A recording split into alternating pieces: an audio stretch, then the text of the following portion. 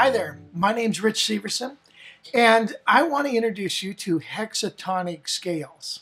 Now, if you're like me, I would play guitar for probably 5, 6 years before I ever even learned a major scale. It's kind of weird, isn't it? When any other instrument you start off playing, you learn major scales right off the bat. But for a lot of rock and blues players, it's not taught that way.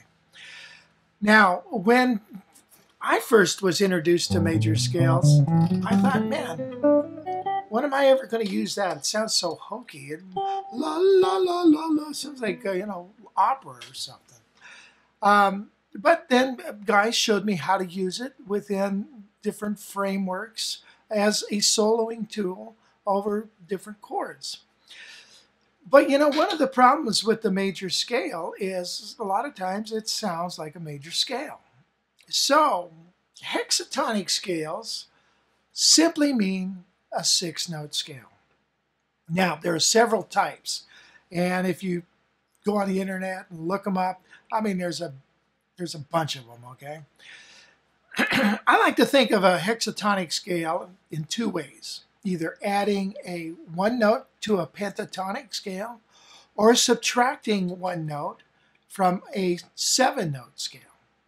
Okay, so a pentatonic is a 5-note. All the other scales are generally 7-note. Subtracting a note gives the scale a different sound. It sounds more usable. Excuse me.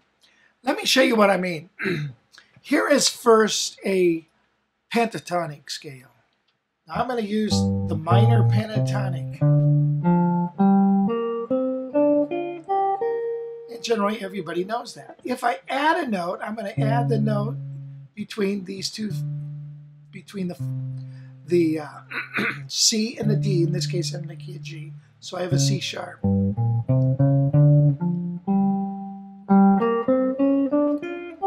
Now that is one of the most common hexatonic scales. That's the blues scale.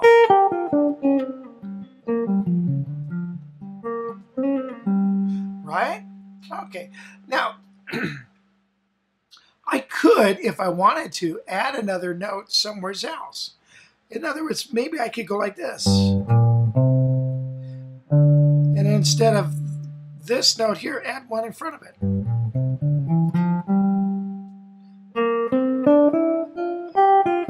Now, I haven't figured this out. I'm just doing this on the fly. That has probably got the name of some other scale. I could add a note here.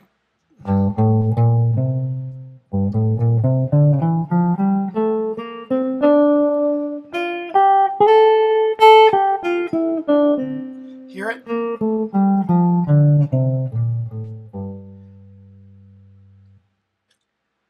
I don't know what the names of those other two are. I just haven't thought about it that hard right now. But you know what?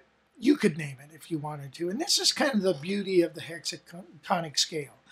Because if you just start eliminating some notes or adding a note, you come up with your own little identity. I'm sure it's been standardized somewhere down the road, but never mind that. Let's just use it as your own framework. But there's some more usable ones other than what I just showed you. The blues scale, absolutely. You got to know the blues scale. The other most utilized scale is the whole tone scale. Let's go close up. I want to show you that real quick. The whole tone scale is simply whole steps between 2 points. In other words, in this case, G to G.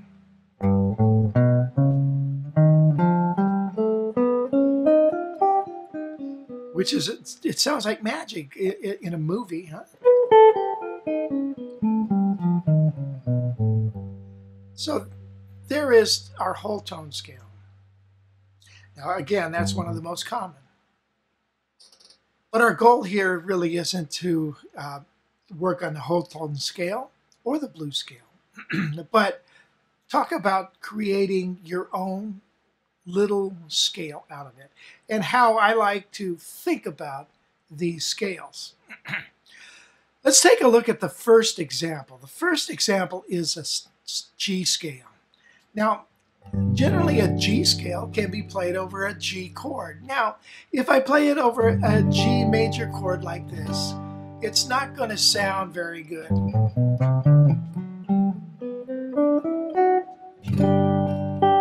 It doesn't sound very tasteful. It sounds okay over a major 7, major 9, major 13. But again, it sounds so much like a scale. If I eliminate one note, here's what I'm going to eliminate, the C. So I'm going to go G, A, B. I'm going to eliminate the C and play the D. Eliminate the C. Okay, so now I get a scale that sounds like this.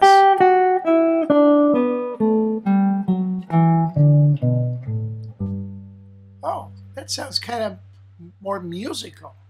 Let's go close up. Again, it looks like this. Here's a G scale. And this C, I'm going to be eliminating.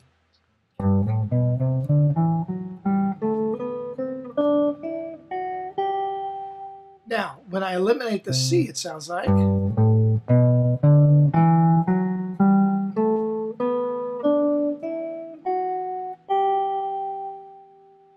Okay.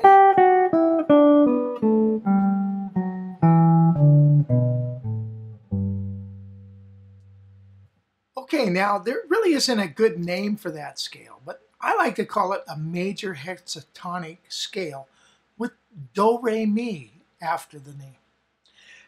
Do, re, mi meaning it's the first 3 notes of a G scale as well as the first 3 notes of a D scale.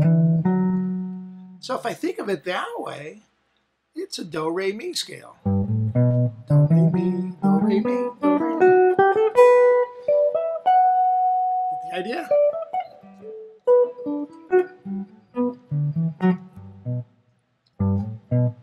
Okay, sounds real nice against that chord. Now, really, what I've found is that a lot of guys call the hexatonic major hexatonic is leaving out the 7th degree. I don't care for that scale. So I like this one here. Now, let me show you a couple of different ways that you can finger this scale to make it a little more useful. All right, first I'm going to start here with a G scale, play the first 3 notes. Then I'm going to come up here like I was going to play a D scale. Play the first 3 notes, come up here. First 3 notes, here's a D scale. And then I could go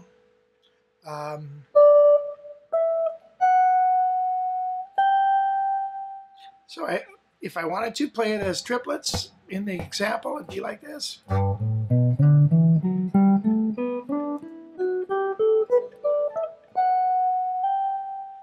Okay. Now if I wanted to play that backwards, I could go.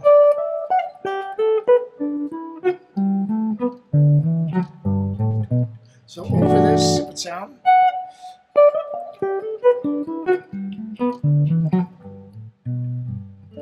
That's a pretty sound. As with any scale, the scale only sounds as good as the lick or the sequence you create within it. If you just run it up and down as a scale, it sounds like a scale. The further you get away from that by creating a lick or a sequence, it makes it much more usable and much more interesting. In our next example here, I'm taking a G, the G, do, re, mi, hexatonic, and I'm going to go.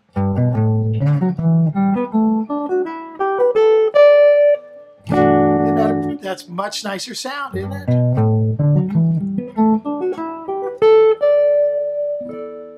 Now, if I wanted to play it backwards, it would sound like this.